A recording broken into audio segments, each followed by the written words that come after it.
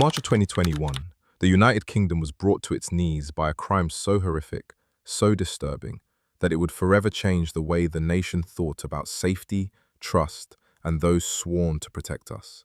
This is the story of Sarah Everard, a young woman who was simply walking home. Welcome to the Crime Documentary. Sarah Everard was just 33 years old. She worked as a marketing executive in London, described by those who knew her as bright, funny, kind, and full of life. Sarah was the kind of person who brought warmth into every room she entered. Friends spoke of her adventurous spirit, her compassion, and the dream she carried for the future. She had recently moved to Brixton with her boyfriend. On the night of March 3rd, Sarah visited a close friend for dinner. By 9 p.m., she said her goodbyes, bundled into her green raincoat, and set out on the familiar walk home, a walk she had done many times before.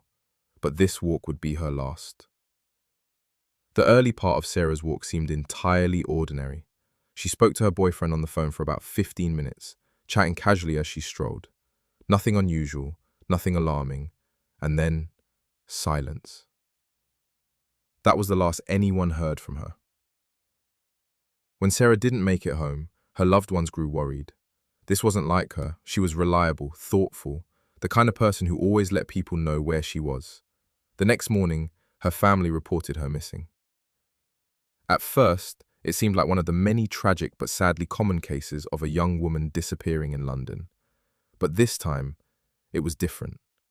Sarah's disappearance struck a nerve. Perhaps it was because she was doing something so ordinary, walking home. Perhaps it was because she was in an area so familiar to so many. Whatever the reason, within hours, Sarah's name spread across social media, and the entire nation began to watch. Women across Britain saw themselves in Sarah. She did everything society tells women to do to stay safe. She wore bright clothing, walked on well-lit streets, spoke on the phone, and stayed alert. And yet, none of it mattered. Sarah's disappearance tapped into a deep, collective fear, the fear that no matter what precautions women take, they are never truly safe. The Met Police began investigating. Search teams scoured Clapham Common, nearby streets, and surrounding areas. Officers asked for CCTV footage from residents. But behind the scenes, detectives were already narrowing in on something far darker and far more shocking than anyone could imagine.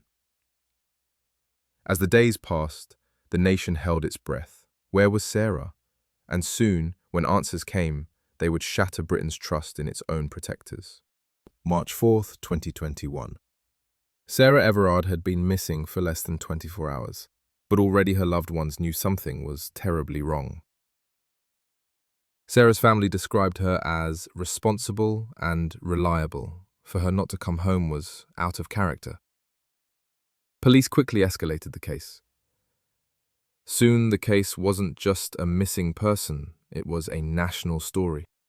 Women everywhere related to Sarah. Social media lit up with fear, anger, and pleas for her safe return.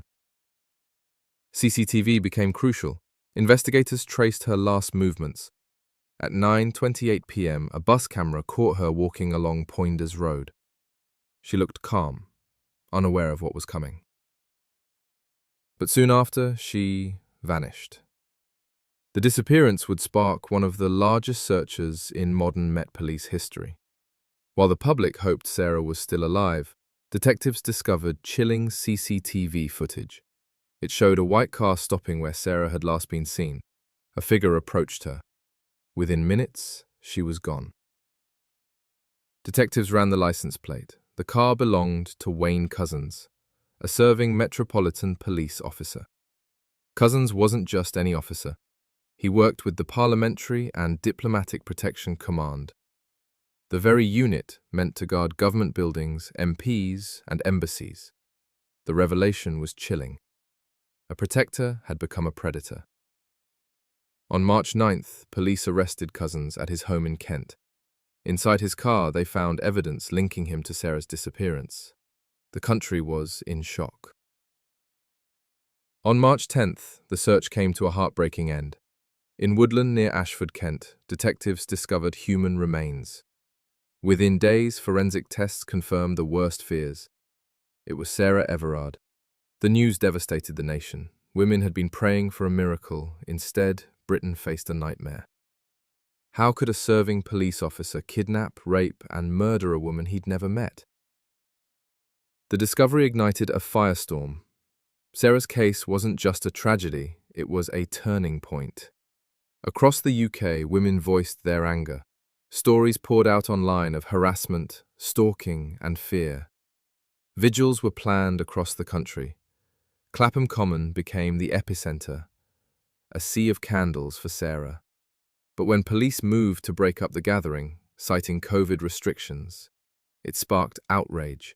Images of women being dragged away by officers clashed with the memory of Sarah, a victim of a policeman. Meanwhile, investigators pieced together Couzens' movements. He had abused his position of authority. On March 3rd, using his badge and handcuffs, he staged a fake arrest of Sarah for allegedly breaching COVID rules. He drove her out of London to Kent. What followed was unspeakable. Couzens raped her. Then he strangled her with his police belt. Couzens confessed. In September 2021, he was sentenced to life in prison, the rarest and harshest punishment in Britain, a whole life order. Sarah's murder destroyed public trust in policing. If a police officer could use his badge to kidnap and kill, how could women feel safe? The Met Police faced damning criticism. How was Couzens allowed to remain in uniform despite red flags, including accusations of indecent exposure just days before Sarah's murder? The case became a symbol of systemic failure, not just of one officer, but of a culture that ignored warning signs. Sarah Everard's death changed Britain. It led to national conversations about women's safety, police accountability, and the culture of violence against women. In her memory, campaigns grew louder, demands for change grew stronger. Sarah's story is one of tragedy, but also of awakening. She was just walking home, and Britain will never forget her.